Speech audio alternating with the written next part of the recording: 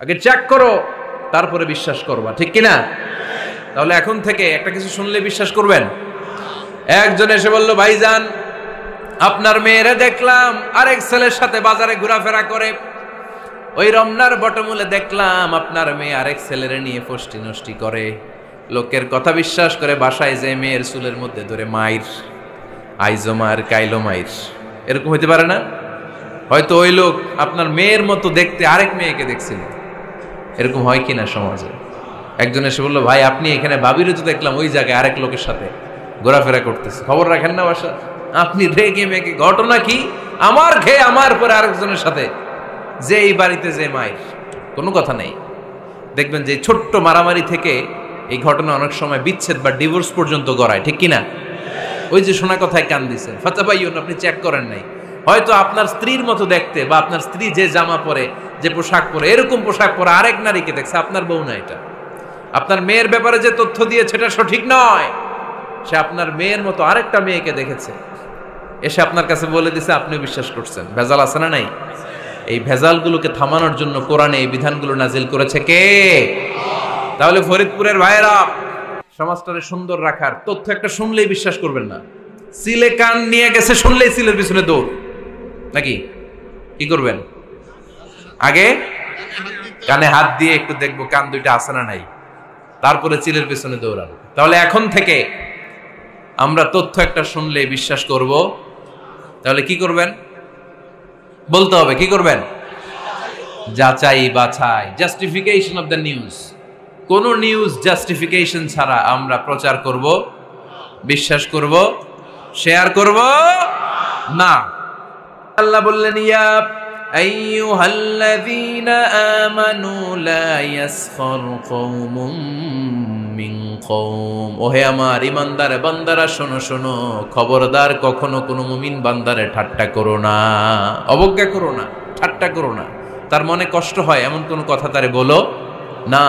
Never স্কপ of anybody, কাউকে নিয়ে ঠাট্টা করবেন না। তার দেহ নিয়ে, তার আকৃতি নিয়ে, তার বংশ নিয়ে। এক লোকের বাবা ছিল চোর, কিন্তু তার ছেলে অনেক ভালো। আপনি কি তারা বলতে পারবেন তুই চোরের ঘরের চোর? বলতে পারবেন? চুরি করছে বাবা, ওর কি দোষ? কথা বলেন। এগুলো কবিরা গুনাহ। আওয়াজ করে বলেন তো, কি গুনাহ?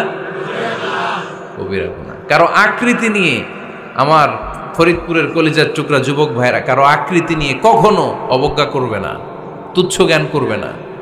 এটা কবিরা গুনাহ, এটা আল্লাহ খুব অপছন্দ করেন। এর কারণ আকৃতিটা আমাদের হাতে নাই।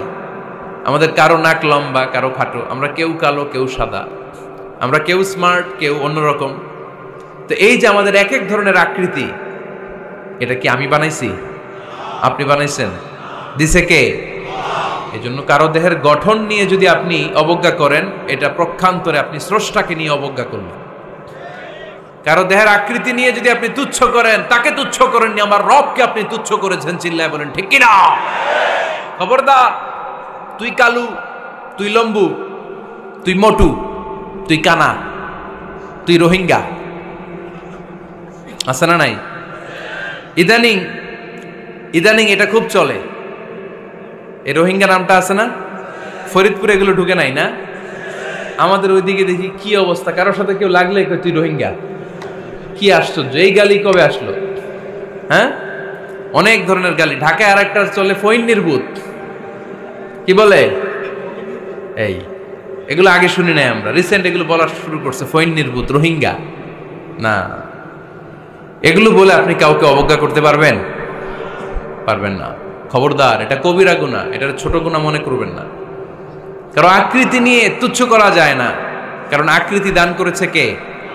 হুয়াল্লাযী ইউসাউইরুকুম ফিল আরহামি কাইফা ইয়াশা লা ইলাহা ইল্লা হুয়াল আজিজুল হাকীম। তিনি এমন সত্তা যিনি তোমাদের চেহারার অবয়ব দিয়েছেন, তোমাদের আকৃতি দান করেছেন তখন যখন তোমরা মায়ের পেটের ভেতরে ছোট্ট জোকের মতো ছিলা। মায়ের পেটের ভেতরে আমরা যখন সবাই এত ছোট্ট, তখনই আমাদের চেহারার আকৃতি দিয়েছে কে? কে সুন্দর হব, কে ছেলে